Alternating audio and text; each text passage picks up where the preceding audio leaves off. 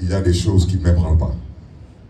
Parce que ce petit mec soit fâché ou énervé, mais je m'en tamponne royalement. Parce que j'ai vu pire que ça, j'ai traversé pire que ça, et je lui promets qu'il me verra bientôt, il m'entendra bientôt. Parce qu'il ne m'impressionne pas lui non plus. Et cette prise d'otage, qu'il l'entende de la sorte, il peut faire ce qu'il veut.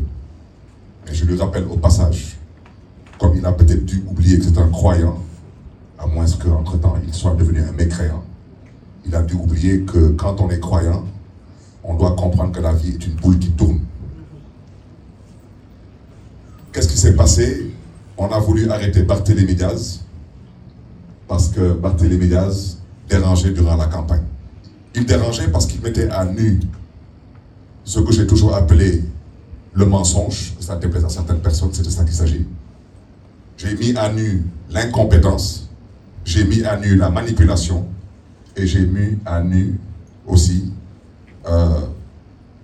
l'incapacité de certains à diriger ce pays. Et certaines personnes se sont énervées, soi-disant fâchées. Je le répète, je m'en tamponne encore doublement. Ils n'ont qu'à s'énerver parce que la politique, à un certain niveau de responsabilité, c'est un échange d'idées. Ce n'est pas une question d'énervement. On ne peut pas être en politique et parler d'énervement ou de vengeance. Cette personne n'ayant pas d'autre moyen à décider, et vous êtes tous témoins, que je ne devais pas battre campagne, au point où même certaines personnes ont considéré qu'elle devait venir me rendre visite à mon domicile pour me menacer. Et ce petit mec a eu à dire que le ministre de l'Intérieur ne faisait pas son travail et que le ministre de la Justice non plus ne faisait pas son travail. Et ce même petit mec a décidé que quand il donne des instructions, elles doivent être exécutées, y compris si ce sont des ordres qui sont totalement illégaux. Parce que c'est la conception de l'État que ce petit mec a, de l'État. Parce que quand on part jusqu'à dire que le ministre de la Justice n'est pas une autorité judiciaire, c'est une autorité politique, c'est une gravité extrême. Je ne commenterai pas maintenant une certaine justice qui, elle, a opté pour être apprivoisée et domestiquée. Parce que quand vous êtes aux ordres, vous exécutez, quels que soient les ordres. Mais je reste convaincu qu'il y a des magistrats dans ce pays qui comprendront ce que les Sénégalais attendent d'eux. Maintenant, pour cette certaine justice qui a opté pour être domestiquée, apprivoisée, je souhaiterais seulement dire à l'endroit de l'UMS, l'Union des magistrats du Sénégal, il ne faudrait pas demain qu'on vienne nous dire que vous êtes un corps constitué, que vous avez une immunité, que vous êtes protégé, et que ceci et que cela. Vous êtes des Sénégalais comme tous. Et au besoin, vous avez des comptes à rendre comme tout le monde. Je me limiterai à ça. Parce qu'on ne peut pas accepter que depuis que le Sénégal est le Sénégal souffre plus ou moins de la même maladie. C'est la justice. Une justice qui refuse de dire le droit au nom du peuple sénégalais. Une justice qui refuse de s'assumer. Pour la dernière alternance, il y a eu plus de 80 morts. En partie à cause de cette justice. Qui a été à l'origine de quasiment toutes les situations qui ont conduit à certaines émeutes assez particulières, pour ne pas dire meurtrières. Une justice qui refuse de dire le droit.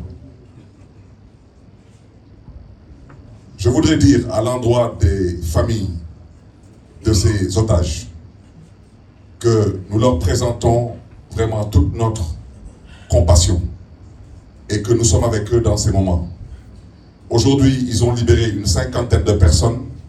Il reste un peu moins d'une 30aine de personnes actuellement en prison. D'ici le mois de février, il en restera à peu près moins d'une demi-douzaine. Mais même s'il reste une seule personne en prison, c'est totalement anormal. On me parle d'une vidéo que je n'ai jamais vue. Parce que les connaissances, il y avait une vidéo, elle aurait circulé sur les réseaux sociaux.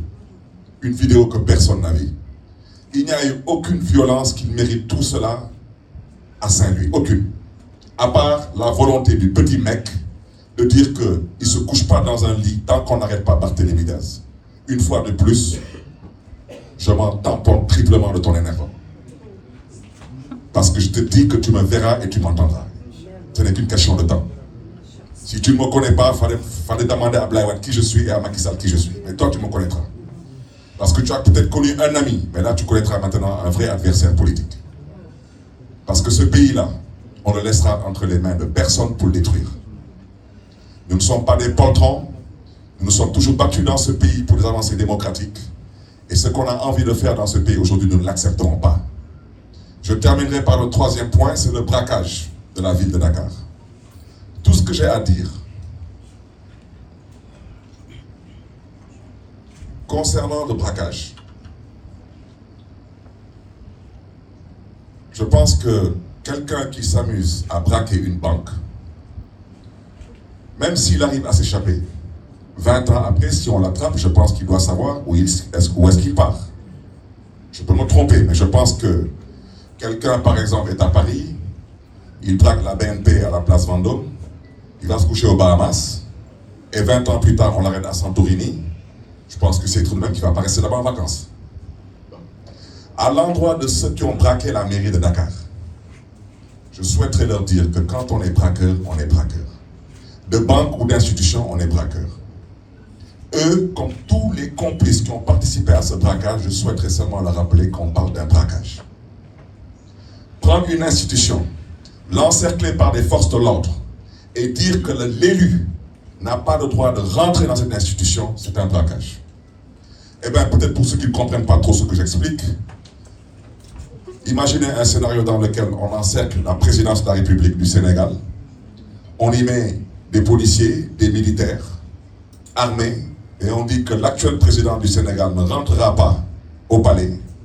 J'espère seulement que vous allez réussir votre coup, parce que si vous ne le réussissez pas, on l'appelle dans un autre jargon un coup d'État. Et quand on vous attrape pour un coup d'État, vous savez exactement le sort qui vous est réservé. C'est ce que je voulais dire. J'ai été un peu long, et avec votre permission, vous me permettrez de synthétiser tout cela en Wolof, je serai beaucoup plus bref.